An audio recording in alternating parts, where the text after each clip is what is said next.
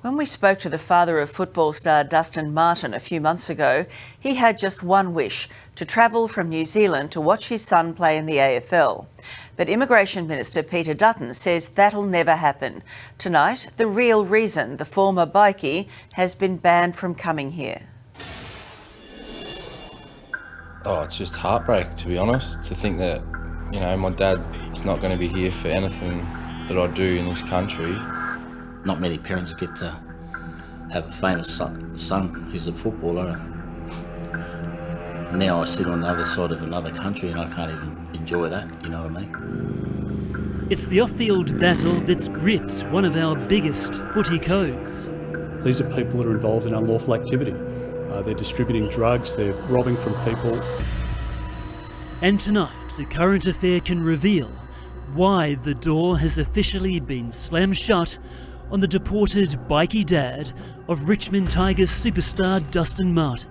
I feel for the Martin family, but I also feel for the other families who have been the victims of crimes perpetrated by outlaw motorcycle gang members. Martin's dad, Shane, has been forced to watch his son from the sidelines in his native New Zealand for the past 2 seasons.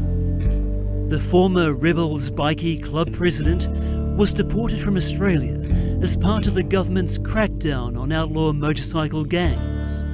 I wake up every day hoping to get a phone call from Dad saying, guess what, I'm coming back. And Dustin Martin did receive that long-awaited call from his dad when the High Court ruled Immigration Minister Dutton was wrong to kick out 2 other men accused of being rebels, AJ Graham and Mahika Lee Tapuia. The ruling set a precedent, and Shane Martin was about to board a plane back to Australia when our Immigration Minister dropped this bombshell on the AFL footy show last night. Tonight at 8:09 p.m, Minister Dutton rang the footy show to say the following: that he'd rushed through special federal legislation with royal assent and said that Shane Martin, quote, will not be coming back. He steps in and overturns it. What's the point of having a judge and a jury?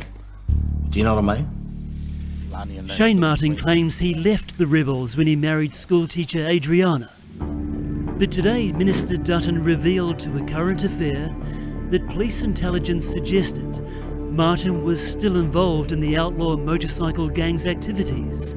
And that's why the government's gone to great lengths to kick him out and keep him out. While I receive all of the information in relation to individual cases, both that which is publicly available and that which the police and ASIO, the Australian Crime Commission and others provide to me on a confidential basis, and I make decisions based on all of that information. The Minister also took into account Shane Martin's criminal record, which a current affair exclusively obtained earlier this year. It stretches back to 1990, not long after he arrived from New Zealand. Martin was charged with unlawful assault, burglary, armed with intent, criminal damage, and resisting police. He was ordered to carry out 250 hours community work. Over the next 6 years, he was convicted and fined 4 times for possessing a restricted substance and once for possessing a drug of dependence. Martin was also convicted and fined over some minor trucking offences. In 2004, he received a 2-month prison sentence, suspended for 12 months, for the offence of aiding and abetting in the trafficking of ecstasy. He was also convicted and fined for possessing a drug of dependence and possessing ecstasy and cannabis. That was January 2004, the last time Martin fell foul of the law until Border Force officers dragged him away in March last year. Is your dad a threat to Australia? Not at all. I think that's ridiculous. Not at all. By making these decisions, and most importantly by standing by the decisions, we are keeping Australians safe, and that's what I intend to do.